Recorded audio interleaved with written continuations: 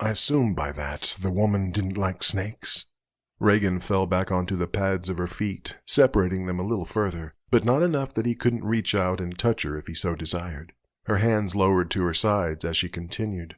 She disliked lizards as well, which saved my life quite often. We all learned at a very early age not to show our likes, as she would make sure it never happened, or our dislikes, which she made sure happened often. Her eyes lifted to hold his gaze. Why did you do that? He whispered softly. Do what? She whispered back, their eyes locked as they watched the other cautiously. Kiss me. He was pleased to see color stain her cheeks, while a slight shimmer of a grin played about her lips. I like kissing you. Do you want me to stop? No.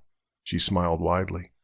I think the monster discovered I was lying to her when I saw you riding a horse. Most folks considered his attire a vain attempt to hide the fact that he was slow-witted. Only a select few knew the truth behind the slow, deep drawl in the lazy eyes. Under all the pretense was a man with a lightning draw and an even quicker mind.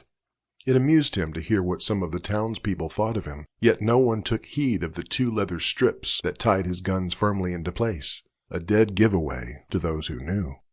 When the large Scotsman, Ewan McGregor, called to his office earlier that night to report the deaths of his 2 brothers, suspicion rolled around his belly like a case of bad food. To make matters worse, the Indians he had described as those who had supposedly done the killings were the same ones who worked for Forkworth Shipping. They'd been working for that shipping company for years, and he'd never had 1 ounce of trouble from them. Now suddenly he had a complete stranger accusing them of a hangable crime. Sheriff Boyd had known Grey Dog all his life, and knew the man was lying. He'd also had a few run-ins or two with his chief, Ravenswing, head of the Sioux Nation. No, the man was definitely out to cause trouble, and the sheriff knew it. We can ride out at first light and take a look-see, Boyd nodded once he'd heard the man out. Should only take us a day or 2 to find the bodies and bring them back to town. You want me to go with you? Ewan's eyes widened with shock. It would help. You know exactly where it was that this attack took place. You could fill me in with all the details while we ride. No, Ewan shook his head furiously. I ain't going back out there. You don't have a choice. It's either you come with me or you can wait until I come back. Whichever way you want to look at it, you ain't skipping town until I discover the truth.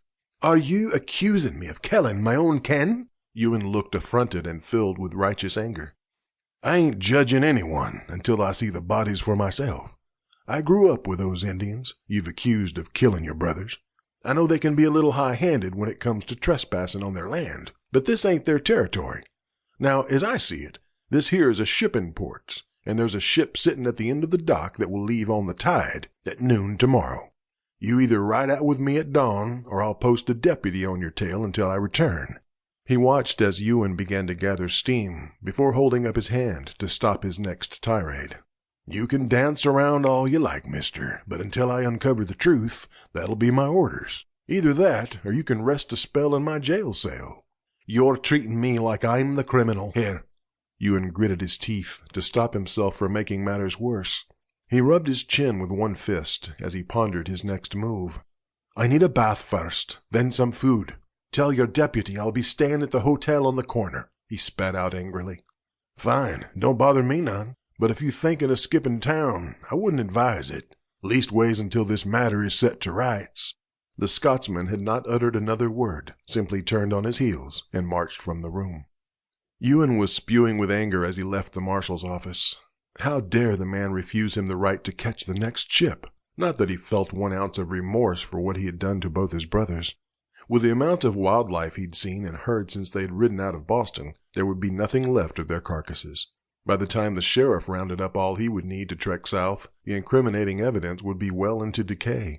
That thought gave him little satisfaction as he headed towards the saloon.